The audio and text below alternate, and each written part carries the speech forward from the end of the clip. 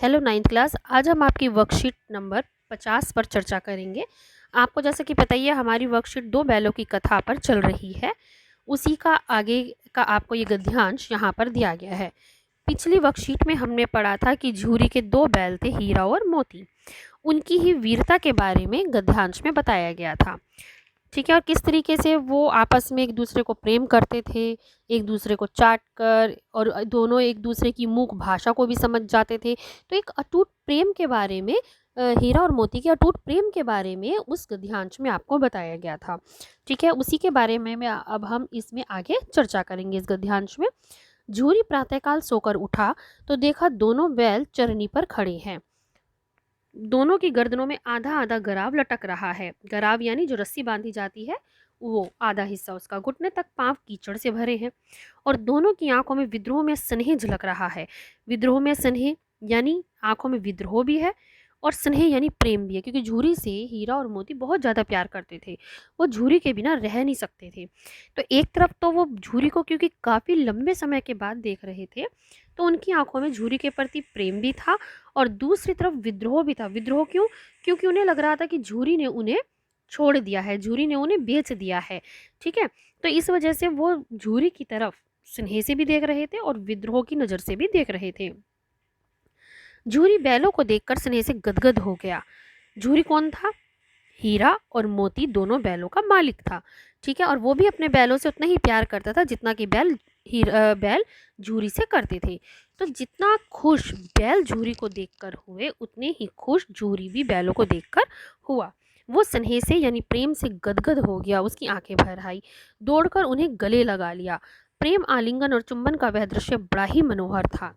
यानी जब वो उससे मिले, झूरी और दोनों बैल आपस में मिले, तो जैसे होता है ना कि हम छोटे बच्चों के गले लग जाते हैं और उनसे बहुत प्यार से मिलते हैं, वैसे ही झूरी और हीरा और मोती आपस में मिले। जैसे एक छोटे बच्चा काफ़ी समय बाद अपने पेरेंट्स से मिलता है और उनके चिपट जाता है, उसी तरीके से हीरा और मोती भी झूरी से आकर बुरी तरीके से गले लगकर वो तीनों आपस में मिले। घर और गांव के लड़के जमा हो गए देखने के लिए भई ये क्या हो रहा है, और तालियां बजा बजा कर उनका स्वागत करने लगे। किनका? हीरा और मोती, क्योंकि काफ़ी लंबे समय बाद आए थे। और साथ में जब उन्हें देखा, एक इंसान और जानवर के इस अटूट प्रेम को देखा, तो सभी लोग जो थे वो खुशी के मारे तालियां बजाने लगे। गांव के इतिहास में यह घटना अभूतपूर्व न होने पर भी महत्वपूर्ण थी।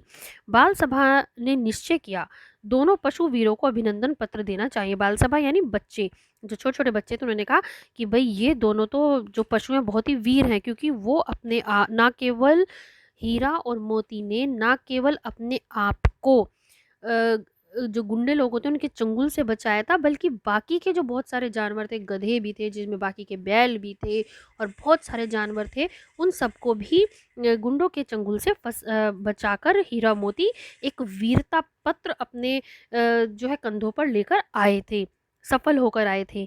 तो बाल सभा ने ये निश्चय किया कि दोनों पशु वीरों को, हीरा और मोती को, अभिनंदन पत्र देना चाहिए। अभिनंदन पत्र यानी कि प्रशंसा पत्र, जिनमें प्रशंसा होती है। कोई अच्छे घर से रोटियां लाया, कोई गुड़, कोई चोकर, कोई भूसी, और इस तरीके से उन्होंने उनको अभिनंदन किया। ठीक है, तो इस तरीके से हीरा और मोती की वीरता की कहानी आपको दो बैलों की कथा में बताई गई है। और इसमें यही बताया गया कि जब वो दोनों वीर सफल होकर आते हैं, तो किस तरह गांव वालों ने उनका स्वागत किया और किस तरह झूरी जो उनका मालिक था उसने उन्हें गले लगा लिया था। ठीक है, अब हम इसके आगे क्वेश्चन आंसर्स पर आते हैं। प्रस्तुत गद्यांश किस पाठ से लिया गया है, इसके लेखक कौन है? तो प्रस्तुत गद्यांश हमारा दो बैलों की कथा से लिया गया है और इसके लेखक मुंशी प्रेमचंद हैं। प्रातःकाल सोकर उठने के बाद झूरी ने क्या देखा? तो जब हमने यहाँ पे पढ़ा था ये कि जब झूरी सुबह उठा तो उसने क्या देखा कि उसके जो दोनों बैल थे वो चरनी पर, यानी जहाँ भार होता है, जहाँ पर उन बैलों को चराया जाता था, वहाँ पर खड़े थे और दोनों की गर्दनों में आधा आधा घराव लटका हुआ था। बैलों को की वीरता का अभिनंदन पत्र देने का निश्चय किसने किया? बैलों को वीरता का अभिनंदन पत्र देने का निश्चय किसने किया था? बाल सभा ने, बच्चों ने यानी कि। और इसके रूप में वो उसके लिए बहुत सारी रोटियां, कोई रोटियां लाया, कोई गुड़ लाया, कोई चोकर लेकर आया था। किसकी आंखों में विद्रोह में स्नेह झलक रहा था? तो हमने ये यहाँ पढ़ा था कि विद्रोह में स्नेह जो था वो दोनों यानी हीरा और मोती की आंखों में विद्रोह में स्नेह झलक रहा था। तालियां बजाकर कौन बैलों का स्वागत करने लगे और क्यों? तो तालियां बजाकर किसने? सभी गांव वालों ने, बच्चों ने, सभी ने तालियां बजाकर हीरा और मोती का स्वागत किया और उनकी वीरता की प्रशंसा की। वो उन्होंने क्यों उनका ताली बजाकर स्वागत किया? क्योंकि ये दोनों एक वीर होकर आए थे, सफल वीर बनकर आए थे।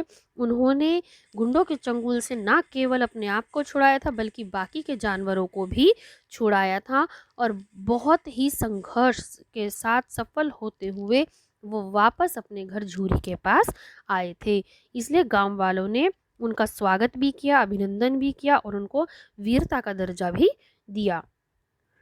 ठीक है। तो